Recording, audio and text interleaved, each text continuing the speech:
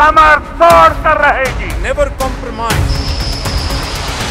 24 ঘন্টার মধ্যে পাকিস্তানে হামলা চালাতে পারে ভারত। পাক তথ্যমন্ত্রীর এই আশঙ্কার মধ্যে মঙ্গলবার গভীর রাতে দেশ দুটির যুদ্ধ বিমানের মধ্যে ধাওয়া পাল্টা ধাওয়া হয়েছে। অন্যদিকে পাকিস্তানের সব বিমানবন্দরে জারি করা হয়েছে সর্বোচ্চ সতর্কতা। মঙ্গলবার রাতে ভারতের 4টি রাফেল যুদ্ধবিমান জম্মু কাশ্মীরের আকাশসীমায় টহল দিচ্ছিল। হঠাৎ করে এসব যুদ্ধবিমান পাকিস্তানের আকাশসীমায় প্রবেশের চেষ্টা করে। নজরে আসা মাত্রই পাকিস্তানের যুদ্ধবিমান এসব বিমানকে ধাওয়া করে। ফলে ভারতের যুদ্ধবিমানগুলো পাকিস্তানের আকাশসীমা থেকে ফিরে আসে। এই ধাওয়া পাল্টা ধাওয়ার খবরটি নিশ্চিত করেছে পাকিস্তানের সংবাদ মাধ্যম জিও নিউজ। মঙ্গলবার রাতে স্থল, নৌ ও বিমান বাহিনীর প্রধানের সঙ্গে বৈঠক করেন ভারতের প্রধানমন্ত্রী নরেন্দ্র মোদী। সেখানে সামরিক বাহিনীকে পেহেলগাম নিয়ে পাল্টা আঘাত করার পূর্ণ স্বাধীনতা দেন তিনি। আর এই নির্দেশের কয়েক ঘন্টা পরেই ধাওয়া পাল্টা ধাওয়ার ঘটনা ঘটল।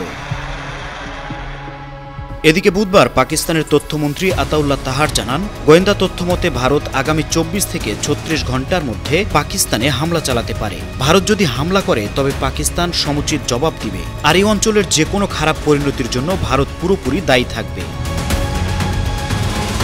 পাক ভারতের টানটান চলমান উত্তেজনার মধ্যে দেশ দুটির প্রধানমন্ত্রীর সঙ্গে কথা বলবেন মার্কিন পররাষ্ট্রমন্ত্রী মার্কো রুবিও। মঙ্গলবার যুক্তরাষ্ট্রের পররাষ্ট্র দপ্তরের মুখপাত্র ট্যামি ব্রুস একথা জানান।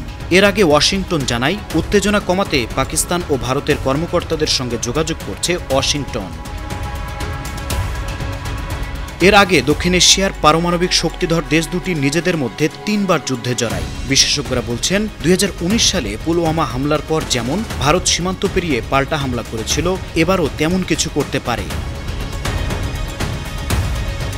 পুলওয়ামায় আত্মঘাতী বোমা হামলায় নিহত হয় 40 জন ভারতীয় আধা সামরিক বাহিনীর সদস্য। কিন্তু এবার যেহেতু নিহত ব্যক্তিরা সাধারণ পর্যটক, তাই রাজনৈতিকভাবে পরিস্থিতি আরও সংবেদনশীল হয়ে উঠেছে।